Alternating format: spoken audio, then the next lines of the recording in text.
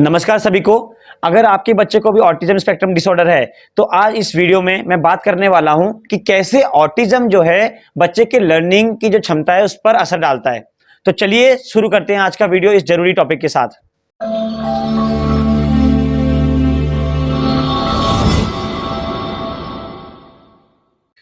देखिए, मेरा नाम राजकुमार है। मैं एक सीडीए चाइल्ड डेवलपमेंट एड और एक स्पेशल एजुकेटर हूं। मैं पिछले 14 सालों से हमारे बच्चे जिनको ऑटिज्म है उनके विकास के लिए काम कर रहा हूं। जब भी हम ऑटिज्म की बात करते हैं तो इसका पूरा नाम है ऑटिज्म स्पेक्ट्रम डिसऑर्डर और एक न्यूरोलॉजिकल डेवलपमेंटल डिसऑर्डर होता है जिसमें व्यक्ति का या बच्चे का 3 एरिया प्रभावित होता है। एक कम्युनिकेशन, दूसरा सोशलाइजेशन और तीसरा जो है रिपीटेटिव बिहेवियर। अभी हम इसको स्टेप बाय स्टेप समझेंगे कि कैसे ये बच्चे के लर्निंग पर अफेक्ट डालता है। तो सबसे पहले हम बात कर लेते हैं बिहेवियर के बारे में। देखिए, 90% ये देखा गया है जिन बच्चों को ऑटिज्म होता है उनको सेंसरी इश्यूज भी रहता है। सेंसरी चैलेंज भी उनको ऑटिज्म में रहता है। और ये एक बात है, चाहे मैं हूं या आप हो या इस दुनिया में कोई भी इंसान, हम अपने सेंसेस के थ्रू ही सीखते हैं। अगर हम अपने वातावरण में अपने आप को ढाल पा रहे हैं वो हमारे सेंस की वजह से ही है। हमें कैसा व्यवहार करना है, किस तरह से इस समय मुझे अपने आप को प्रेजेंट करना है, वो हमारे सेंस ही हमें ये मैसेज भेजते हैं माइंड में, और तभी हम ऐसा कर पाते हैं। क्योंकि हमारे बच्चे जिनको ऑटिज्म होता है उनके सेंसरी इश्यूज की वजह से, सेंसरी प्रोसेसिंग की वजह से वो ये जो वातावरण में तालमेल नहीं बिठा पाते अपने आप को, जिस वजह से वो एक टिपिकल बच्चे की तरह व्यवहार नहीं कर पाते। उनका व्यवहार अनयूजुअल हो जाता है। तो जब हम अनयूजुअल व्यवहार करते हैं मतलब या तो हम कुछ ज्यादा ही प्रतिक्रिया दे देंगे किसी चीज के लिए या बहुत कम प्रतिक्रिया हम दे देंगे, जिसको हम हाइपो सेंसिटिव और हाइपर सेंसिटिव कहते हैं। और इससे क्या होता है, बच्चा क्लास में कोप अप नहीं कर पाता है। बच्चा आवाज और ये रोशनी, टच, इसको जो इसके प्रति बच्चा फिर असहज महसूस करता है, वो कंफर्टेबल नहीं होता है, जिसका सीधा असर उसके लर्निंग पे पड़ता है। बच्चा डिस्ट्रैक्ट होता है, क्लास में बच्चा भी डिस्ट्रैक्ट होता है और स्टूडेंट भी डिस्ट्रैक्ट हो जाते हैं। तो सेंसरी चैलेंज एक बहुत ही बड़ा चैलेंज है हमारे बच्चे जिनको ऑटिज्म है। और ऐसा नहीं है कि इस पर काम नहीं किया जा सकता, इस पर 100% काम किया जा सकता है।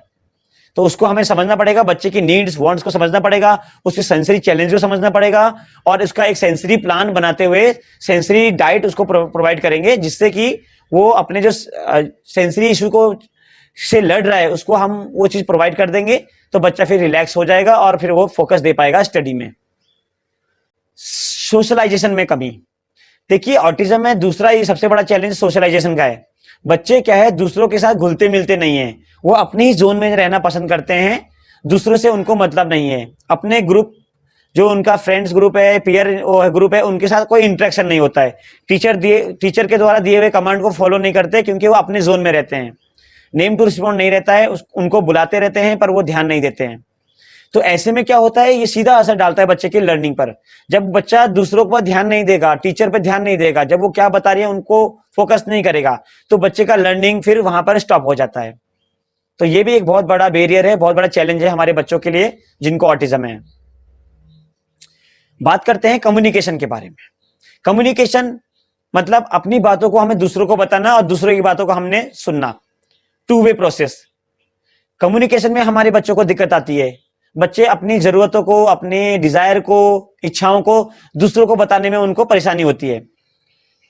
कुछ बच्चे वर्बल होते हैं, कुछ बच्चे नॉन वर्बल होते हैं। नॉन वर्बल बच्चे अपनी डिजायर को, वांट्स, अपनी बातों को एक्सप्रेस कर नहीं पाते हैं, उनको वो जरिया नहीं आता क्योंकि वो नॉन वर्बल होते हैं। टीचर या दूसरे बच्चे उन बच्चों को समझ नहीं पाते कि वो क्या कहना चाहते हैं, जिस वजह से उनकी लर्निंग वहां पर रुक जाती है।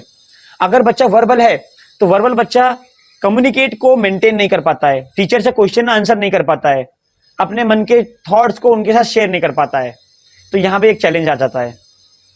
तो कम्युनिकेशन एक बहुत बड़ा चैलेंज है हमारे बच्चे जिनको ऑटिज्म है।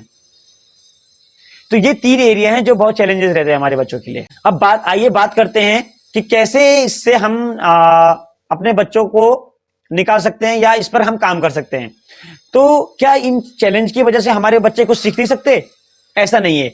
हर एक बच्चा जिसको ऑटिज्म है वो सीख सकता है, बस यहां पर हमारा रोल ज्यादा हो जाता है as a teacher, as a caregiver, as a parents. हमारी योगदान ज्यादा होगा हमारे बच्चों के लिए। हमें अपने बच्चे के स्किल्स को देखना होगा, उसके लेवल को देखना होगा, उसके चैलेंजेस को देखना होगा। और उसी के अकॉर्डिंग हम बच्चे को लर्न कराएंगे, सिखाएंगे तो बच्चे जरूर सीखेंगे। अगर मैं इसको आपको बोलूं तो special education, visual time table, एक फिक्स रूटीन, स्ट्रक्चर रूटीन, तो ये सारे स्ट्रेटेजी को हम यूज करेंगे अपने बच्चे को सिखाने में, तो हर एक बच्चा जिसको ऑटिज्म है वो लर्न कर पाएगा, सीख पाएगा। तो यहां पर बच्चे को सिखाने में सबसे बड़ा रोल हमारे पेरेंट्स का है, हमारे टीचर का है, क्योंकि हर एक बच्चे का सीखने का एक स्टाइल होता है, इसे हम बोलते हैं लर्निंग स्टाइल।